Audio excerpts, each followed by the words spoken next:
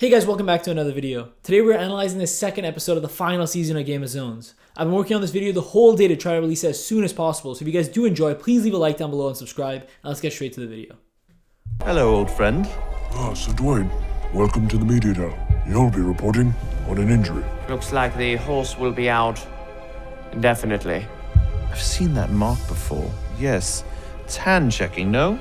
Since the horse injury, my birds from Toronto have become useless.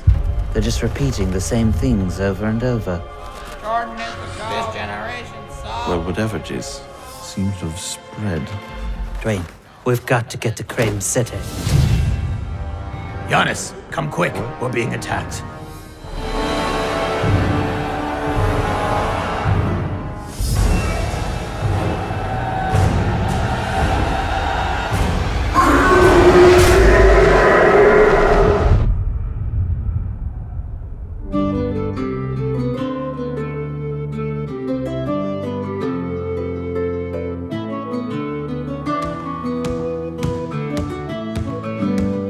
Welcome everyone to a very special edition of Inside the Realm. Dearest Maesters of the Media Dell, I now present the audition of Sir Dwayne Wade for consideration of press credentials. Today, Sir Dwayne will be reporting on the horse's injury. Dwayne, how will this affect House Raptors? It's bad. It's very bad. It's a shame. He was their glue guy. Now more than ever. Wait. So this is an easily missed joke. Glue guy refers to NBA players that aren't exactly stars, but excel at some individual areas that make them essential. It is also a pun because of the fact that glue is made from the bones of horses. I'm not done. The reason it's bad is because Sir Jordan and the entire Dream Team are back, and they're going to destroy our realm one house at a time. What are you doing? Just wrap it up. Listen, no Jordan slander here, but he's too old. Father Time is undefeated, aye? And let's be real. The only return Chuck's making is to the buffet table. Yes, but that's the thing. They're all back in their primes. This is demonstrably preposterous. How could that possibly be conceivable? The Soul Box. Oh, hooey. My reporting showed that the soul box was smashed in Bostonia. So this is a reference to a previous Game of Zones episode where Gordon Hayward smashes a soul box saying that Boston doesn't need it to win. Come on! You know what? Clearly, this was a bad idea, okay? You guys are obviously not the Spurs, and I am clearly not Lord Pop. No, you're not. You're Brad Stevens. Yeah, that was a top 19 moment in Bostonia basketball history, and therefore basketball history. So this is a reference to Bill Simmons, who is a diehard Celtics fan and is constantly hyping up every one of their moments. The soul box power is not in the box. It's in the shards. This is a reference to the previous Game of Zones episode, which shows Windhorse becoming a horse. If you guys haven't seen my previous reference video, please click the link at the top right of the screen to check it out. In the shards. That was just a normal fart. No, the... So this is a reference to the famous game where Paul Pierce shat himself and faked an injury to be taken out in a wheelchair. No, the shards. The fragments of the shattered soul box. They're made from the wood of Thou Maker's original peach baskets. Hickory, Georgian hardwood. HGH. So there are a ton of references within those quick 5 seconds. The book explores the full history of how Game of Zones basketball started. Rather than read the entire book to you, I thought I'd quickly summarize the pages. So in the beginning of Baleros, there was the white men of the forest who ruled the lands. Then a new tribe called the Starting Five invaded. There was a long war between the white men of the forest and the Starting Five, which Game of Zones called a battle using only flagrant fouls. Soon later, a bastard was born from the white men of the forest and Starting Five, who was named Naismith, a reference to the creator of basketball, James Naismith. So Naismith created basketball to settle all land disputes. However, right before Game 7 of the final battle, the Starting Five forced Naismith to give them performance-enhancing magic, which they used to defeat the white men of the forest and banish them. Naismith then went on to make his greatest creation, the Soul Box. From the hickory, Georgian hardwood trees and the fat of a porter otter, he used the box to keep the Starting Five in their prime at the cost of their personalities. However, soon after, basketball switched to a much more entertaining style of play, and the Starting Five were banished. Rumors say that Naismith is still hiding in the NBA as a martyr knight. The Soul Box was then lost until 1992 when the US used the Soul Box to contain the egos of the Dream Team. However, due to Barkley's massive ego, the box was damaged after the Olympics finished. The Spurs were then able to rebuild the box using the skill of George Gervin to create the boxing clipboard for Greg Popovich. In the story, there are a ton of references. Firstly, the name of the potions are references to NBA drugs, performance-enhancing magic instead of performance-enhancing drugs, and Hickory Georgian Hardwood, HGH, is a reference to the controversial banned NBA drug called human growth hormone, HGH. The fat of a Porter Otter is a reference to NBA player Otto Porter, who many have speculated is the illegitimate grandson of 1960s basketball star Wilt Chamberlain. Also, the rumor that Naismith is still in hiding is a reference to the previous Game of Zones episode 2 seasons ago, which showed Naismith was actually Thon Maker, a reference to Thon Maker lying about his age before the draft. Hey, that must be Mr. Naismith. Wow. Legend has it, he settled Bolaros and made our holy sport. He's the father of us all. Yeah, look. It says here, Thou Maker. That's him. Wait, that's not it. That says Thon Maker. Jason, how old did you say this was again?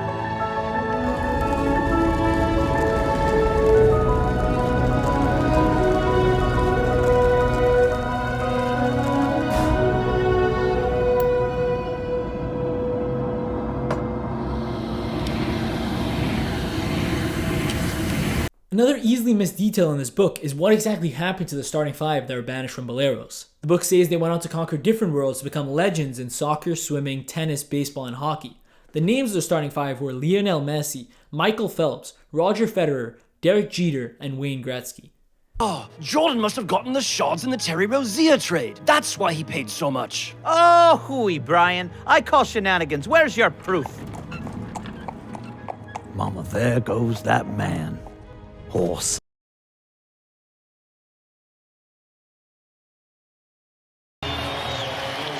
My goodness. Switching the pick and roll, you allow him to turn the corner. Mama, there goes that man. Millsap. How's this for evidence?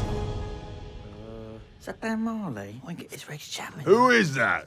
That's Wally Zerbiak. No, it can't be. Why not? Because I'm Wally Zerbiak. I think that's Tom Gugliotta. No, I'm Tom Gugliotta. No, you're not. You're Bobby Sora. Oh, right, yeah. It's Christian Laettner. Bang!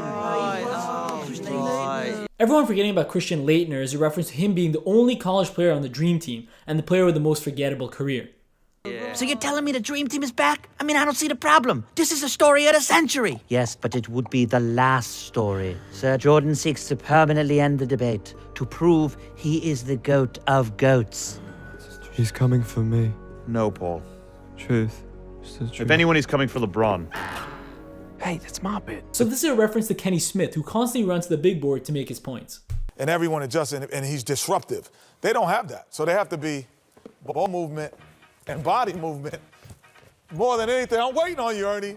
I'm waiting. I'm picking my spot. I'm waiting.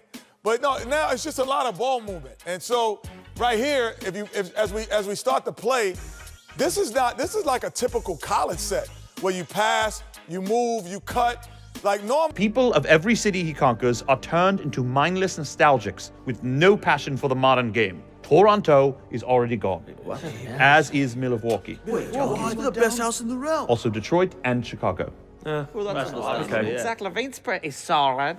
So this is a reference to the lack of attention the media gives Chicago and Detroit, except for occasional Zach LaVine talk. We need to form a f***ing wall. It's no. Former wall is a reference to Stan Van Gundy's strategy to stop the Spurs, who during the time of the following clip had the soul box. We just form a fucking wall. That's all we do. All they can do is step in There's not a house in this realm that could beat the Dream Team. You're right. That's why we've got to build one. Ladies and gentlemen of the Media Dell, we're going to need your all-realm ballots a little early this year. So inside the Media Dell, there are references to many famous reporters and analysts that I wanted to save for last. We have Bill Simmons, Stephen A. Smith, Howard Beck, Zach Lowe, Tim Legler, John Hollinger, Sham Charania, Taylor Rooks, Candace Parker, Adam Lefkoe, Matt Barnes, Jeff and Stan Van Gundy, Wallace Sesbiak, Bobby Sura, Channing Frye, and Adrian Wojnarowski. Also behind Jeff Van Gundy, we see Jan Van Gundy, a reference to an old Game of Zones episode where the Pistons discover an island full of Van Gundy brothers and sisters. And if you fly, you should get a technical.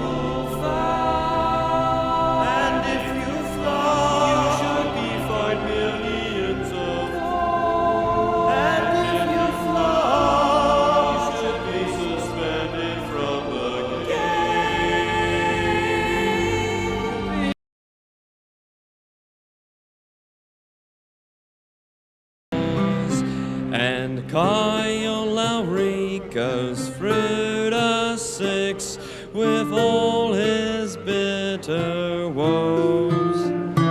And so he choked, and so... Thank you everyone for being here at this emergency realm all hands. By now you should all be familiar with the threat facing our realm.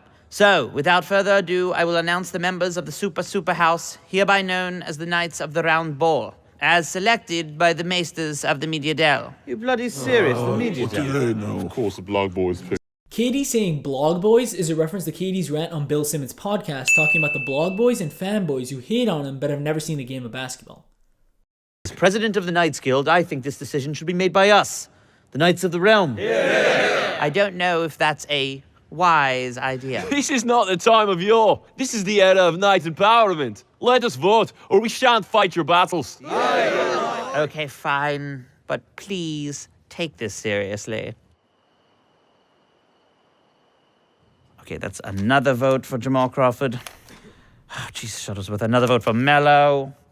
Another vote for Vince Carter, who's 42. Cool. Actually, I'm 43 now. Oh, look, all three Plumleys. And Jamal Crawford again. Look, if you're not going to take this seriously... I took it seriously. You voted for Allen Iverson. He cannot even play anymore. How are you going to disrespect Iverson like that? One of you even voted for Michael Jordan. Hey, Sir Jordan was unstoppable in his prime. Yes, we know. That's the whole point. We have to defeat him. Well, good luck with that. Maybe we should let the fanlings vote. So this whole scene is a reference to NBA players voting for the All-Star Game and how unreliable it is because they vote for their childhood heroes themselves or their favorite teammates. No! Okay, listen, we experimented with letting the fanlings vote for the final roster spots. Let's just say it was a mistake. Well, who did they pick? Yeah, I want to know. Taco Fall. Damn it. Oh, it's okay, buddy. You're still my little goat. And while we all agree we love Taco, we can also all agree we do not want Taco defending the realm against the Dream Team. So you're just going to disrespect Taco like that? Wow. Okay, Taco, do you want to go against the Dream Team? Not particularly. Right, thank you. You may sit down. I am sitting down. Listen, this is not just any battle. If we lose... This is a reference to the fan voting for the All-Star Game, where the fan favorites usually getting way too many votes. Both Taco Fall and Alex Caruso got over 1 million votes for the All-Star Game in 2020. Also, the players that ask about the fan vote are usually the fan favorites, with Trae Young, Boban, and Russell Westbrook all asking for the results. Also, an easily missed detail is LeBron calling Alex Caruso his little goat, a reference to an interview with Caruso where he stated that LeBron calls him a goat every time he sees him. Our fanlings will desert us, our economy will screech to a halt, and our society, which is solely based on interest in basketball, will crumble around us. Before you know it, we will be on the verge of extinction, like the ice peoples of Arcadia. So, here are the official Media Dell selections for the Knights of the Round Ball. King James, Sir Wardell Stephen Curry II, Sir Anthony Davis, Sir James Harden, Sir Kawhi Leonard, Sir Jason Tatum, Sir Rudy Gobert. Rudy Gobert touching Donovan Mitchell's face is a reference to when Gobert was being tested for the coronavirus, but was still making a joke of the whole situation. This was obviously before he knew that he had the virus, and we later found out that Donovan Mitchell had the virus as well, with it likely being transmitted from Gobert. Luka Doncic, Sir Dame Lillard, and Sir Joel Embiid. And replacements for the injured Kevin of Durant and the vanquished Giannis Antetokounmpo will be Nikola Jokic. Hey, yeah. How's Nuggets? We did it. And this is a reference to the Nuggets being the only NBA team to not be featured in a Game of Zones episode. Game of Zones have made this a running gag, placing Jokic only at the end of videos.